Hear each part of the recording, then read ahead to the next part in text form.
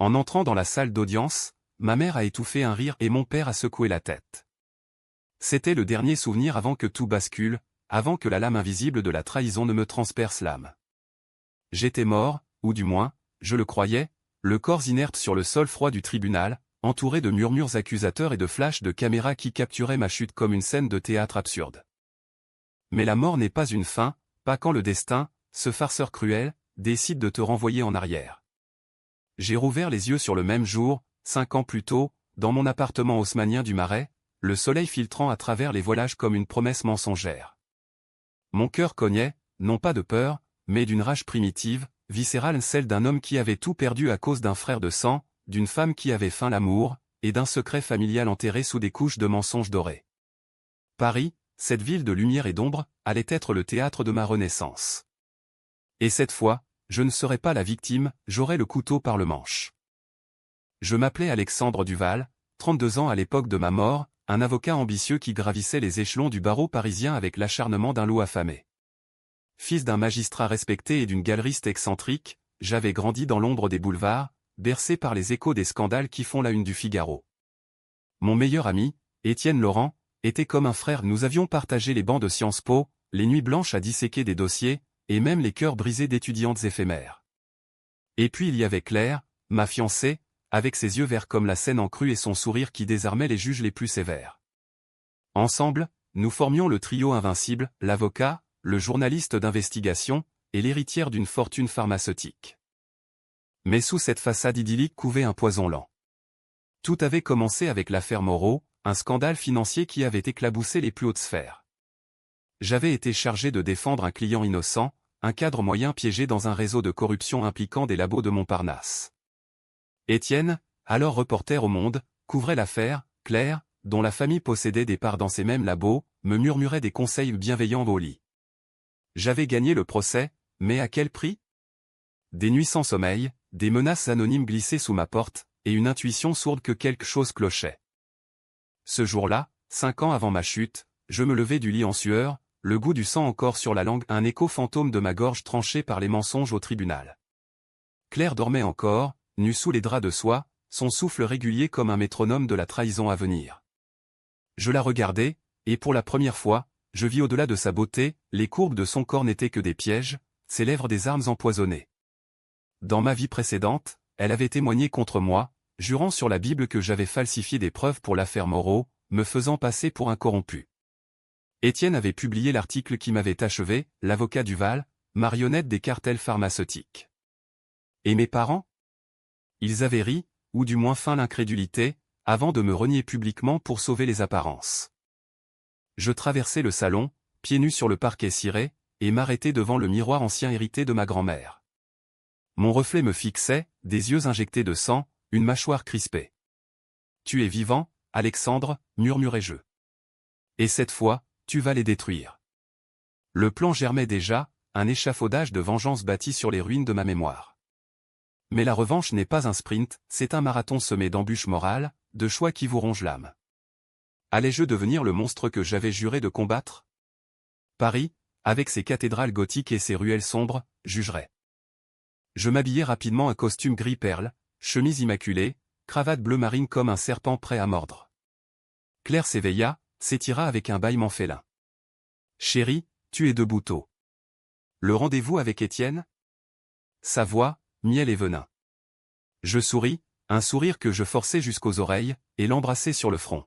« Oui, ma chérie. L'affaire Moreau nous attend. » Elle rit, ignorant que ces mots étaient déjà une sentence. Dehors, l'air automnal de Paris me gifla, feuilles mortes tourbillonnant sur le boulevard Saint-Germain, odeur de croissants chauds mêlés à l'égout. Je marchai jusqu'au café de Flore, notre point de rendez-vous habituel. Étienne était là, attablé devant un espresso, son ordinateur portable ouvert sur des notes cryptées. Grand, dégingandé, avec cette barbe de 3 jours qui lui donnait l'air d'un intellectuel fauché, il leva les yeux et sourit. « Alex? Prêt à enterrer ces requins pharmaceutiques ?» J'acquiesçai, m'asseyant en face de lui. Sous la table, mes mains tremblaient. Dans ma vie passée, c'était ici qu'il avait commencé à me trahir, un enregistrement secret de nos conversations, manipulé pour me faire passer pour le vilain. Nous parlâmes pendant 1 heure, indices sur les pots de vin, nom de labo impliqué dont celui de la famille de Claire, bien sûr. Je posais des questions anodines, mais mon esprit cartographiait déjà les failles. Et si on creusait du côté de ton oncle, Étienne? Il n'était pas dans le conseil d'administration? Il hésita une fraction de seconde, trop brève pour un innocent, mais fatale pour moi qui connaissais la fin. Mon oncle? Ridicule. Concentre-toi sur les preuves solides. Je hochai la tête, feignant l'accord, mais intérieurement, je notais, son oncle, Maurice Laurent, un magnate discret des affaires, était la clé du secret enterré. Dans ma mort précédente, j'avais découvert trop tard que Maurice avait financé l'affaire Moreau pour couvrir un homicide, la mort suspecte d'un whistleblower, un chimiste qui avait menacé de révéler des essais cliniques frauduleux sur des enfants malades. La vengeance exigeait de la patience. Je quittai le café avec une excuse bidon à un appel urgent et me dirigeai vers les Archives nationales, rue des 4 Fils du Séminaire. Là, sous prétexte de recherche pour l'affaire, je fouillais les dossiers jaunis sur les scandales pharmaceutiques des années 2000. Mes doigts tremblaient en tournant les pages, voilà, le rapport étouffé sur l'accident du chimiste, Pierre Duval. Attendez, Duval? Mon sang se glaça. Pierre Duval, mon propre oncle, frère cadet de mon père, mort officiellement d'une overdose, mais en réalité assassiné pour avoir refusé de falsifier des données. Le secret familial, mes parents savaient. Ils avaient couvert, pour protéger la réputation du clan Duval, ses avocaciers impeccables. Et Étienne? Son oncle Maurice avait commandité le meurtre, avec la complicité tacite de mon père, qui avait plaidé la mort naturelle au tribunal. Le choc me frappa comme un uppercut. Ma propre famille, ces piliers de la justice française, avait sacrifié un innocent, mon oncle, pour des parts dans les labos. Et Claire? Sa famille avait fourni le poison expérimental qui avait tué Pierre. La boucle était bouclée, trahison sanguine, amoureuse, professionnelle. Je sortis des archives, le soleil couchant teignant la scène de rouge sang. Ce soir, je confronterai Claire, mais pas encore. Non, la première étape était de semer le doute, de planter les graines du chaos. De retour à l'appartement, Claire m'attendait avec un verre de Bordeaux. Tu as l'air distant, Alex. Tout va bien? Je la pris dans mes bras, inhalant son parfum de jasmin, celui qui m'avait autrefois enivré. Parfaitement, mon amour. Demain, on dîne avec tes parents. Elle acquiesça, rayonnante. Demain, je commencerai, une conversation anodine sur l'héritage familial, glissant le nom de Pierre Duval comme un hameçon. Elle blêmirait, je le savais. Et Étienne? J'avais déjà envoyé un mail anonyme à son rédacteur en chef, avec une fuite sur les liens de Maurice avec les labos. Petit à petit, le filet se resserrait. La nuit tomba sur Paris, les lumières de la tour Eiffel scintillant comme des yeux moqueurs. Allongé à côté de Claire, feignant le sommeil, je jurais sur mon sang renaissant, ils paieraient tous. Mais au fond de moi, une voix murmurait, et si la vengeance te consumait? Si tu devenais pire qu'eux? Je l'étouffai. Pour l'instant, le feu brûlait pur. Les jours suivants furent un ballet délicat de mensonges et de manipulations, un opéra wagnérien où chaque note était une lame affûtée. Paris, avec ses cafés bondés et ses métros étouffants, devint mon échiquier. J'avais 5 ans pour inverser le cours du destin, mais je ne pouvais pas me permettre d'erreur, une seule, et l'histoire se répéterait, avec moi de nouveau au pilori. Le dîner chez les parents de Claire, dans leur hôtel particulier du 16e arrondissement, fut le premier acte. La table était dressée comme pour un sacre, cristal de baccarat, argenterie ciselée, et un châteauneuf du pape qui coulait comme du sang noble. Monsieur et Madame Beaumont, Claire et son frère aîné, un banquier aux manières précieuses, m'accueillirent avec cette cordialité française si polie qu'elle en devenait suspecte. Alexandre, mon garçon, vous êtes notre sauveur pour l'affaire Moreau, lança le père, un sexagénaire bedonnant aux yeux fuyants. Je souris, trinquant avec lui. Humble service, cher ami. Dites-moi, votre famille a-t-elle toujours été dans les pharmaceuticals? La question plana comme une grenade dégoupillée. Madame Beaumont, une blonde décolorée aux bijoux ostentatoires, tout sauta dans son verre. Claire posa sa main sur la mienne, un geste possessif. Depuis 3 générations, oui. Mais parlons d'autre chose, ce Bordeaux est divin. Je feignis l'intérêt pour le vin, mais glissé, fascinant. J'ai lu récemment sur un vieux scandale, un chimiste nommé Pierre Duval. Un suicide tragique, n'est-ce pas? Le silence tomba, lourd comme un verdict. Le frère de Claire s'étouffa avec une huître, son père rougit, bredouillant, Duval? Jamais entendu. Passez-moi le sel. Mais j'avais vu, le tremblement de la fourchette, le regard évité. Il savait. Pierre avait travaillé pour leur labo, testant des médicaments miracles qui s'étaient avérés mortels pour des enfants en phase terminale. Au lieu de l'admettre, il l'avait fait taire overdose forcée, couverte par mon propre père. Je changeai de sujet, riant de plaisanteries badines, mais la graine était plantée. Sur le chemin du retour, dans le taxi qui slalomait entre les arcades du Louvre, Claire murmura, « Pourquoi ce nom, Alex ?» Duval. C'est ton oncle, non? Je feignis la surprise. Ah, tu connais? Une vieille histoire familiale. Oubliée. Elle se tut, mais ses ongles s'enfoncèrent dans mon bras. Parfait. La paranoïa s'installait. Parallèlement, je tissais ma toile autour d'Étienne. Nous nous vîmes au tribunal de l'île de la Cité, où je plaidais une broutille pour me maintenir dans le circuit. Il était venu prendre des notes, son carnet à la main. « Alex, ton mail anonyme sur mon oncle? C'est une blague ?» Je haussai les épaules, innocent. « Quel mail? Mais si Maurice est clean, pourquoi paniquer ?» Il blêmit, et je pus presque voir les rouages tourner dans sa tête. Dans ma vie passée, Étienne avait su pour le meurtre de Pierre dès le début. Son oncle le lui avait confié un soir d'ivresse, et il avait utilisé ça pour me manipuler, me forçant à enterrer l'affaire en échange de son silence sur mes fautes imaginaires. Ce soir-là, seul dans mon bureau encombré de livres de droit, Balzac et Stendhal côtoyaient les codes pénaux, je composais un dossier anonyme. Des copies de rapports falsifiés, des emails piratés, merci à un hacker freelance contacté via le dark web parisien, pointant du doigt Maurice Laurent comme commanditaire du meurtre de Pierre. Je l'envoyais à un procureur que je savais intègre, un ancien condisciple de Nanterre. Pas assez pour arrêter Maurice, pas encore, mais suffisant pour lancer une enquête discrète. Étienne recevrait le vent la semaine suivante, quand son oncle serait interrogé. Et là, il viendrait me voir, suppliant de l'aide, comme dans ma vie précédente. Cette fois, je le noierais dans ses propres mensonges. Mais la vengeance n'est pas sans coup.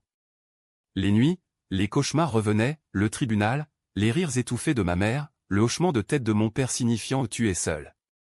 Je me réveillais en sueur, composant leur numéro sans oser appeler. Étais-je prêt à les confronter? Mon père, le grand Jacques Duval, pilier du palais de justice, avait non seulement couvert le meurtre, mais avait aussi détourné des fonds de l'indemnisation des victimes pour renflouer nos comptes familiaux. Ma mère, avec son rire mondain, avait vendu des tableaux volés pour financer ses expositions. Ils m'avaient élevé dans le mensonge, me modelant en leur image, un avocat qui pliait la loi comme un accordéon. Une semaine plus tard, l'enquête sur Maurice éclata au JT de France 2. Étienne m'appela en panique, « Alex, c'est la merde. Mon oncle. Il parle de meurtre. » Je le calmai, l'invitant chez moi. Il arriva, hagard, une bouteille de cognac à la main. « Aide-moi, frère. Tu es le meilleur. » Nous bûmes, et je le laissai parler, les détails sordides, comment Maurice avait payé un truand des banlieues pour l'overdose, comment Étienne avait gardé le silence pour hériter. Mais toi, Alex, tu comprends. La famille, c'est sacré. Sacré? Je ris intérieurement. Quand il partit, ivre, je glissai dans sa poche un enregistreur miniature, activé. Ses confessions étaient là, prêtes à être mon arme. Claire, de son côté, devenait nerveuse. Nos dîners étaient tendus, elle fouillait mes papiers, prétextant de l'ordre. Une nuit, après l'amour mécanique, vide, elle murmura, « Alex, et si on annulait le mariage? Cette affaire nous ronge. » Je la serrai contre moi, feignant la détresse. « Pourquoi, mon amour? À cause de Pierre? » Elle se raidit. « Qui t'a parlé de lui? » Je mentis, un collègue. Il disait que tes parents. Elle se leva, enfilant une robe de chambre. C'est du passé. Oublie. Mais le lendemain, je trouvai son téléphone, des messages à Étienne. Il soupçonne. On accélère? Le twist mineur me frappa, il complotait déjà, 5 ans plus tôt. Claire et Étienne, amants dans l'ombre, m'utilisant comme paravent pour couvrir les crimes de leur famille. La rage bouillonna, mais je contins. La phase 2, les confronter séparément, les faire douter l'un de l'autre. J'envoyai à Claire un extrait audio d'Étienne confessant son amour pour elle monté de l'enregistrement. À Étienne, des photos truquées de Claire avec un autre. Le poison circulait. Paris bruissait de rumeurs, l'enquête sur Maurice prenait de l'ampleur, touchant les Beaumont. Les journaux titraient de scandale pharma, ombre sur l'élite. Mes parents m'appelèrent enfin, fils, reste en dehors. C'est dangereux. Le rire étouffé de ma mère résonna dans ma tête. Trop tard, répondis-je. La tension montait, comme un orage sur mon martre. Bientôt, le premier coup fatal. Mais alors que je marchais le long de la Seine, un doute me tarauda, et si je révélais tout publiquement? Non, trop propre. Ma vengeance devait être intime, controversée, un meurtre légal, un suicide orchestré, une ruine morale. Les choix s'assombrissaient, et avec eux, mon âme. Étais-je encore l'homme que j'avais été, ou un fantôme vengeur? L'hiver s'abattit sur Paris comme une sentence divine, neige rare saupoudrant les toits des Haussmanniens, vent glacé hurlant dans les grilles du Luxembourg. J'avançais dans ce chaos blanc, mon plan se resserrant comme un garrot. Claire et Étienne se déchiraient déjà, leur message intercepté était un festival de soupçons, tu l'as vu avec elle, c'est toi qui as envoyé l'audio. Parfait. Diviser pour mieux régner, une tactique machiavélique apprise dans les prétoires. Je décidai de frapper Claire en premier, la plus vulnérable. Nous étions invités à une soirée au Moulin Rouge, ironie du sort, ce temple des illusions. Vêtue d'une robe rouge sang qui moulait ses formes comme une seconde peau, elle brillait sous les lumières criardes. Moi, en smoking noir, j'étais l'ombre à son côté. Étienne était là, bien sûr, minglant avec des journalistes, son sourire forcé trahissant l'angoisse. Nos regards se croisèrent, il détourna les yeux. Bien. Au milieu de la valse endiablée, je l'attirai dans un couloir latéral, près des loges désertes. Claire, parlons. Elle se raidit, mais suivit. L'odeur de tabac froid et de parfum fané imprégnait l'air. Je sortis une enveloppe, photo de ses rendez-vous avec Étienne, datée précisément. Explique-moi ça. Ses yeux s'écarquillèrent, puis se plissèrent en rage. Espèce de salaud. Tu me surveilles? Je la laissai hurler, puis murmurer, ou peut-être que c'est toi qui me trahis depuis le début. Pierre Duval. Tes parents l'ont tué, et tu le savais. Elle pâlit, reculant contre le mur lambrissé. Pierre? C'était un accident. Il voulait détruire la famille. Les mots sortirent en torrent, les essais cliniques bidons, les enfants sacrifiés pour des profits, l'injection fatale administrée dans un labo clandestin de banlieue. Claire avait été là, assistante de recherche, couvrant les traces. Et ton père, Alex? Il a plaidé pour nous. C'est lui qui a falsifié l'autopsie. Le coup de grâce. Mon propre sang, complice. Je la giflai, un geste impulsif, controversé, qui me fit haïr l'homme que je devenais. Elle toucha sa joue rougie, larmes aux yeux. Tu vas me détruire? Je murmurai, pas encore. Mérons avec Étienne, où tout sort. Elle partit en courant, laissant l'enveloppe tomber. Je la ramassai, le cœur battant. Était-ce de la justice, ou de la cruauté gratuite? Paris dehors, sous la neige, semblait juger, les flocons comme des témoins muets. Étienne fut plus dur à briser. Je l'invitai dans un bar miteux de Belleville, loin des lumières, où l'absinthe coulait comme un fleuve maudit. Il arriva, les traits tirés, commanda un double. Alex, cette enquête. Mon oncle nie tout, mais les flics creusent. Je hochai la tête, compatissant. Puis, je lâchai l'enregistrement, sa voix, confessant le meurtre de Pierre. Qu'est-ce que? Comment? Il bondit, renversant son verre. Je le calmai d'une main ferme. Ton silence t'a coûté cher, Étienne. Tu m'as vendu pour protéger ça.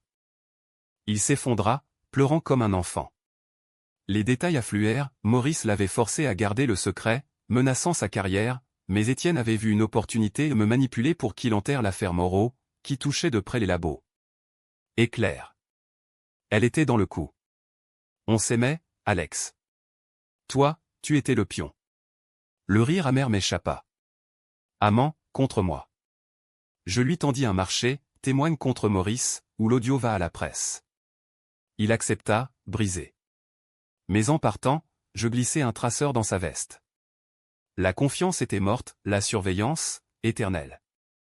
Les semaines suivantes furent un tourbillon. L'enquête sur Maurice s'intensifia, perquisition au siège des Laurent Pharma, témoignages d'employés terrifiés.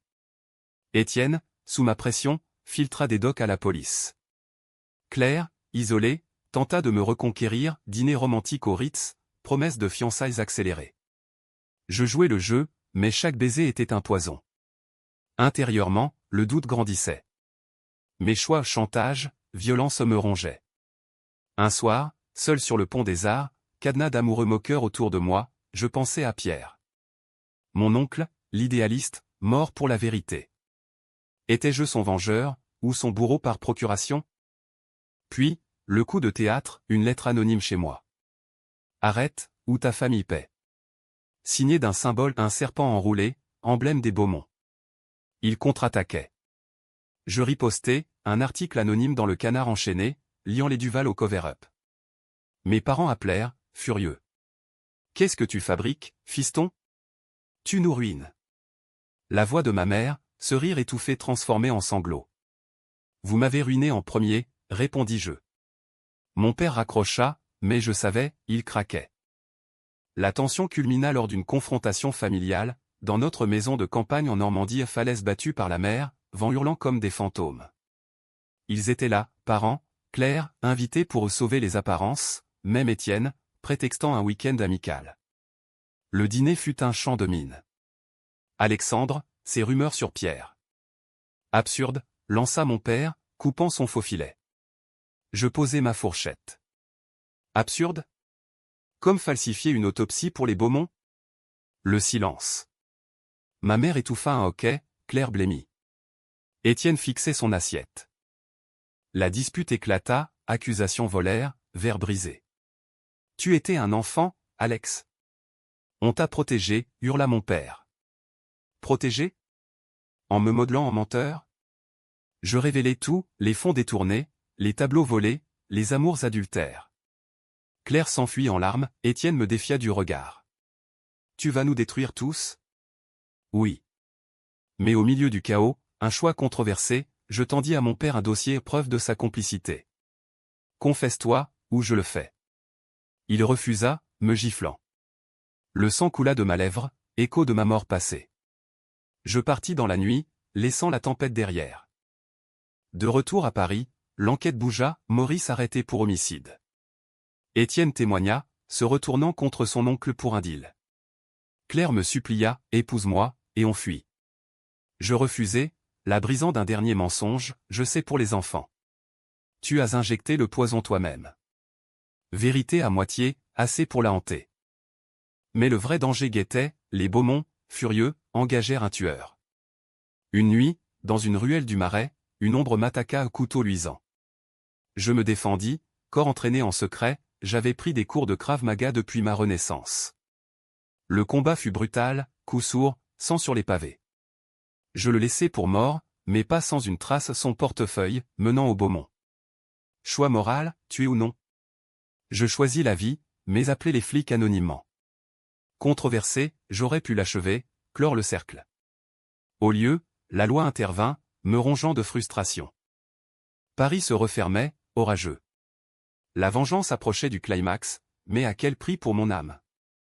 Le printemps revint sur Paris comme une ironie cruelle, cerisier en fleurs le long de la Seine, masquant la pourriture sous une couche de pétales roses.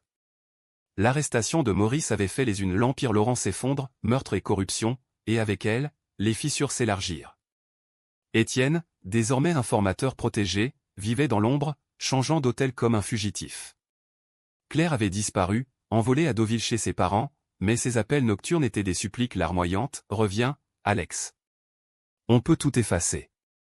Effacer? Comme un dossier classé sans suite? Non. J'enregistrais tout, construisant mon arsenal.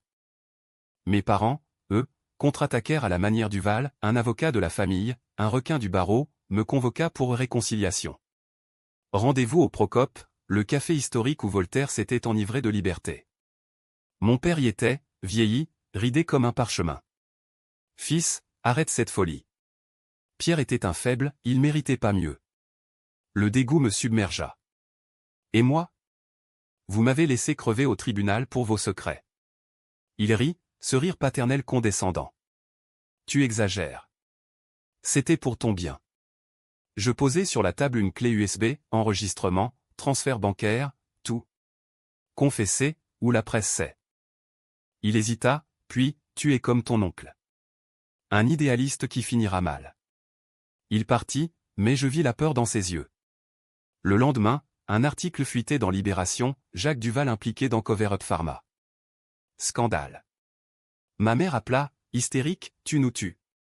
Reviens à la maison. Je raccrochai, le cœur serré. Trahison familiale, la plus profonde des plaies. La phase finale se profilait, le procès de Maurice, dans 3 mois. J'allais témoigner, non comme avocat, mais comme accusateur révélant les liens avec les Beaumont et les Duval. Mais Claire revint, dramatique, elle surgit à mon bureau, échevelée, un manteau de fourrure trop grand. Ils me battent, Alex. Mon père. Il sait pour nous. Mensonge? Vérité? Ces bleus étaient réels. Pitié momentanée, je l'emmenai chez moi, la soignant comme une poupée cassée. Au lit, elle murmura des secrets, son père avait ordonné le meurtre de Pierre après un chantage, elle avait tenu l'aiguille, tremblante, pour prouver sa loyauté. Je t'aimais, Alex. Vraiment. Aimais? Ou manipulais encore? La nuit, alors qu'elle dormait, je fouillais son sac, un flacon de somnifère, le même poison que pour Pierre. Le choix controversé, l'empoisonner? Finir ce qu'elle avait commencé? Mes mains tremblèrent sur le verre d'eau. Non. Au lieu, je l'enregistrai confessant tout, sous hypnose légère, un truc appris d'un psy corrompu. Au matin, je la confrontai, tu paies, Claire. Témoigne, où ça sort. Elle s'effondra, jurant. Mais ses yeux brillaient de haine. Étienne, de son côté, craqua sous la pression. Il m'appela, Alex, ils savent pour l'enregistrement. Les Beaumont envoient des types. Paranoïa. Nous nous rencontrâmes au Père-Lachaise, parmi les tombes de Proust et Oscar Wilde, ironie pour des âmes mortes. Il tremblait, un pistolet dans sa poche. Protège-moi. Je promis, mais glissé, confesse ton rôle dans ma chute future. Il rit nerveusement. Futur? Tu délires. Je lui révélai ma renaissance, à moitié un rêve prémonitoire. Il pâlit. Tu es fou. Mais le doute s'installa. Le climax approcha, une réunion secrète des familles, orchestrée par moi via des invitations anonymes. Hôtel Lutetia, suite impériale. Ils vinrent tous, Maurice en liberté conditionnelle, pâle comme un spectre, les Beaumont, dignes dans leur déni, mes parents, unis dans la défense, Claire et Étienne, tendus comme des arcs. Je surgis, dossier en main. Bienvenue au jugement dernier. Les heures suivantes furent un pandémonium, accusations, pleurs, hurlements. Maurice avoua le meurtre de Pierre pour couvrir les essais, mon père, les falsifications, Claire, l'injection. Étienne pleura, implorant pardon. Frère, on était jeunes. Jeunes? La trahison n'a pas d'âge. Ma mère, brisée, murmura, pardonne, Alex. C'était pour la famille. Famille? Un mot vide. Puis, le choix fatal, je tendis à chacun un contrat à confession signé, en échange de mon silence sur le reste. Controversé, chantage massif, illégal, mais efficace. Ils signèrent, tremblants. Sauf Claire, qui refusa, plutôt mourir. Elle avala les somnifères, là, devant nous. Chaos, ambulance, flic. Elle survécut, mais dans le coma. Était-ce ma faute? Mon poison moral l'avait poussée. Paris explosa en scandale, procès en chaîne, une sur les Duval, Laurent, Beaumont. Mon père fut radié, Maurice, condamné à perpétuité. Étienne, ruiné, se suicida d'un saut dans la Seine. Note, pardon, Alex. Ironie, j'avais gagné, mais à quel prix? La tension culmina en moi, errant dans les rues, hanté par les fantômes. Vengeance accomplie, mais vide. Twist approchant. L'été étouffa Paris dans une brume de chaleur, transformant les boulevards en four où les secrets cuisaient à feu lent. Le procès de Maurice fut un cirque médiatique, flashs incessants devant le palais, commentateurs disséquant chaque mensonge comme des chirurgiens fous. J'y témoignai, voix ferme, révélant les liens toxiques entre familles. Pierre Duval n'était pas un suicide, c'était un meurtre pour protéger des profits sur la souffrance des enfants. La salle gronda, Maurice, menotté, me foudroya du regard. Traître, hurla-t-il. Traître? Venant de lui, c'était un compliment. Claire, sortie du coma, fut la star tragique, cheveux rasés, regard hanté, elle plaida coupable d'aide à homicide, invoquant la coercition paternelle. Son père, arrêté pour complicité, la maudit publiquement, fille ingrate. Elle me regarda depuis le box, yeux implorant pardon. Je détournai les miens.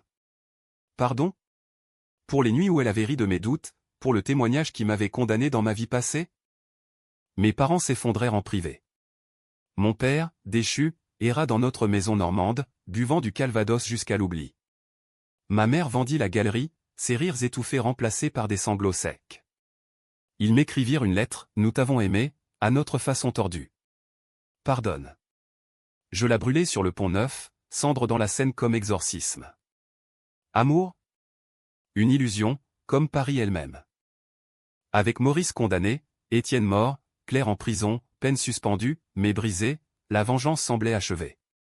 Je repris mon cabinet, plus célèbre que jamais l'avocat qui avait démantelé un empire. Invitation au dîner, articles élogieux dans Le Monde, Alexandre Duval, le justicier des ombres.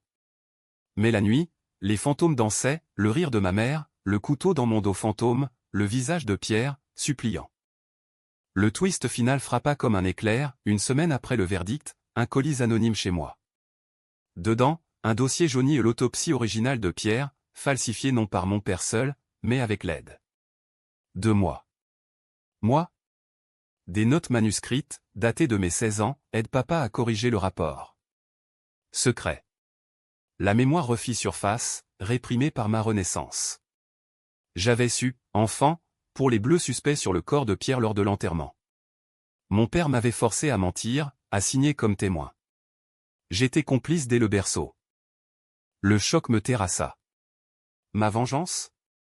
Un miroir brisé, reflétant ma propre noirceur. J'avais gagné le crime non comme victime innocente, mais comme maillon d'une chaîne maudite. Les Duval, pourrissant de génération en génération. Claire avait raison, j'étais pire qu'eux, car j'avais choisi la haine au lieu de la rédemption. Le choix ultime, controversé jusqu'à la moelle, détruire le dossier, ou me rendre? Paris, indifférente, bruissait de touristes sous la tour Eiffel. Je marchais jusqu'au tribunal où j'étais mort, salle d'audience vide. Là, je déposais le dossier sur le bureau du juge anonyme, mais traçable. Les flics viendraient, mon tour de témoigner contre moi-même. Des mois plus tard, au nouveau procès Duval contre Duval, je plaidais coupable, complice mineur, mais souillé. Peine légère, sursis, thérapie, désaveu public. Ma mère étouffa un rire nerveux en entrant, mon père secoua la tête. Écho parfait. Mais cette fois, je souris. La boucle bouclée, non en triomphe, mais en catharsis. Libéré, je quittai Paris pour la Provence, vignes infinies, air pur. Plus d'avocat, un écrivain, peut-être, contant des histoires de renaissance ratées. Claire m'écrivit de prison, tu m'as sauvé en me brisant.